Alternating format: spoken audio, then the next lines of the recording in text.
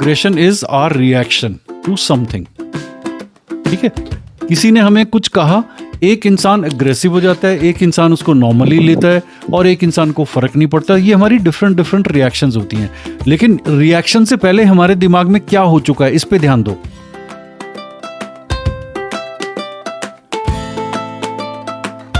कोई एक इनपुट आई, हमने उसको सिंथेसाइज किया दिमाग के अंदर में, हमने कोरिलेशन निकाला, फैमिलियरिटी देखी, पुरानी एग्जिस्टिंग चीज़ों के हिसाब किताब से उसको हमने मिलाया, फिर हमने डिसीजन लिया कि इसको रिटेन करना है या इसको बाहर निकालना है, हमने कोई एक्शन लेना है या कुछ नहीं करना है, और फिर हम उसको बाहर निकालते हैं।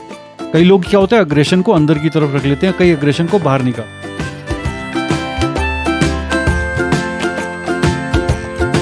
हमारा बच्चा माँ बाप पे भी गुस्सा हो जाता है, हर किसी इंसान पे गुस्सा हो जाता है, हर चीज़ के लिए उसका रिएक्शन जो है वो बहुत अग्रेसिव है। तो ये बेसिकली एक हमारे इमोशंस का आउटपुट है। अब हमको जाना है कि ये अग्रेशन क्यों आता है। अब हमने एक इंफॉर्मेशन ली, जैसे शिवी, मान लो तुम अपने कमरे में हो और तुम्हारी मम्मा अंदर आती है and she says something to you, और तुम्हारे दिमाग ने उसको सिंथेसाइज किया, पुरानी इवेंट्स के साथ में कोरिलेट किया, और फाइनली यू फाइंड कि this is offensive, this is not okay.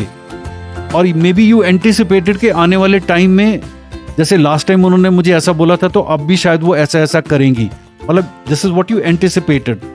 तो तब तुम्हारे दिमाग के अंदर में एक मैसेज आया कि नहीं, आई कांट टेक दिस, और आई कैन टेक दिस, नहीं, this is not the time for me to talk.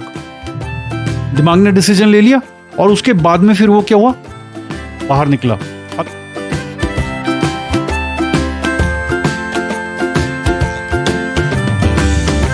जल्दी टीनेज का अग्रेशन कैसे निकलता है, मोबाइल फेंक दिया, दरवाजा जोर से बंद कर दिया, कमरे में बंद हो गए, बात ही नहीं की, माँ बाप को समझ में नहीं आता कि ये हो क्या रहा है। टीनेज का it's not because of the parents. Stimulation कहीं से भी आ सकती है, टीचर से भी आ सकती है, फ्रेंड सर्कल से भी आ सकती है, और कई बार अपने आप से भी अंदर से स्टिमुलेशन आती है। ओहो, मैंने ऐसा क्यों नहीं किया, और गुस्सा आता है, और आप गुस्सा बाहर निकालते हो, और पेरेंट्स को पता भी नहीं लगता कि यार ये हमारी गलती थी या इसके अंदर से आ रहा है।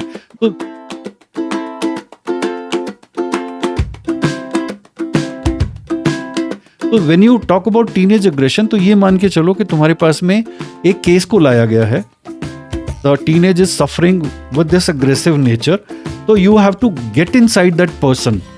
तो उसमें आपको क्या क्या देखना पड़ेगा, उसका पास्ट देखना पड़ेगा, उसका क्या मैकेनिज्म है प्रॉब्लम्स को हैंडल करने का, वो देखना पड़ेगा, उसके घर के एनवायरनमेंट को देखना पड़ेगा, उसके पेरेंट्स के एटीट्यूड को देखना पड़ेगा, ये इंसान विनर लाइफ में है या विक्टिम लाइफ में है या क्या देखना पड़ेगा, और फिर ऑन टॉप ऑफ दैट हमें देखना पड़ेगा एज ग्रुप। अब टीनेज में क्या होता है, it is a टॉपसी टर्वी life, hormones निकल रहे। जैसे कल मैं जो केस हैंडल कर रहा था, he is just about to be 18 years old and he's studying in a school where the fees is 18 lakh rupees per year. So you can imagine the amount of money being spent by the family, and he's been failing every year. वो Covid के कारण he got promoted, now he's come to +2, so now parents are keen to palm him off to abroad so that India में रहे ही ना, बाहर ही करता रहे। Now parents had no idea, they just found a packet of cigarette in his belonging couple of days, and he was very smart to say कि दादाजी का है, मेरा नहीं है, etc etc. And when he came here, as a psychologist you're supposed to open all the folds. So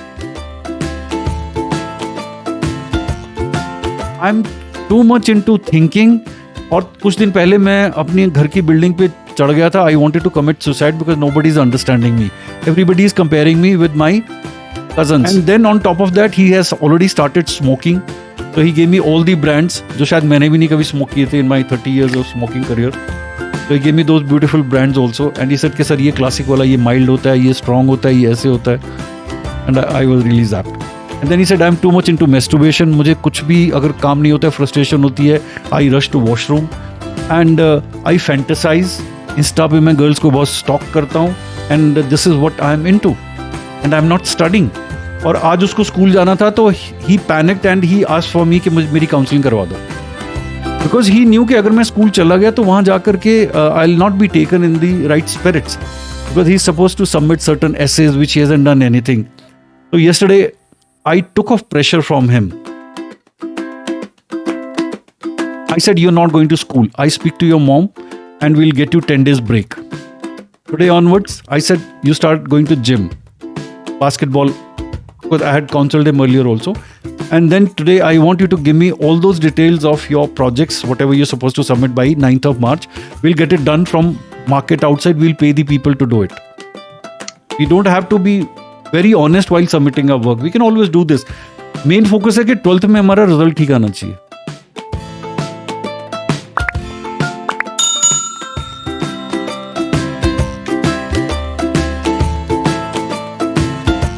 So whenever you handle this thing, so you have to do this bargaining. So what I told him, I want you to go back home and start studying. Let your parents have a feeling that yes, counseling has made an impact. He is studying and I'll get your work done. And yes, you can smoke, you can masturbate as long as you feel like it doesn't make a difference. Only thing is don't feel guilty after this. Because if you feel guilty after this, you're gone. Clear? So ab now, do you think he'll be aggressive at home? I don't think so. So this is how you take off the aggression part of it. Aggression mein, you have to find out 4-5 things which I've told you. And teenage plays a very important role. Limited circle होता है, पता नहीं होता है कि क्या क्या और भी हो, लाइक उसकी फिक्सेशंस थी कि if I am masturbating today I will not be good as a husband और I will have problem in the times to come etcetera. ये उसके दिमाग में थी. If I continue smoking maybe I will have an heart attack very soon in my life. So these things are given to a teenager so that he doesn't fall into this. But if somebody has fallen into this and you are giving this, you increasing his problems. So here the clarity is needed. I have told him, whenever you feel like getting out of these two things, I'll tell you how to do it and you'll be okay.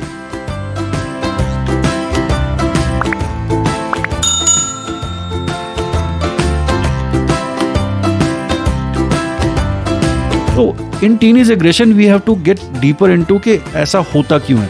We have a level of energy. His energy is going where? In smoking, in masturbation, in dreaming. That's all. These are the 3 things he's into. So what I've done is to release the pressure from these 3 things: gymming, basketball, right? More interactions, right? The girls he's talking, I've asked him to start talking to them.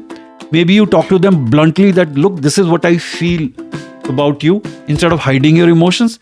Because if you hide your emotions, you're trying to be a good guy, but actually you won't be able to talk to them looking into their eyes. So this is how you release the pressure from the main areas where this person is feeling uncomfortable, and give him more outlets where he can put this pressure so that things gets evened out. Clear?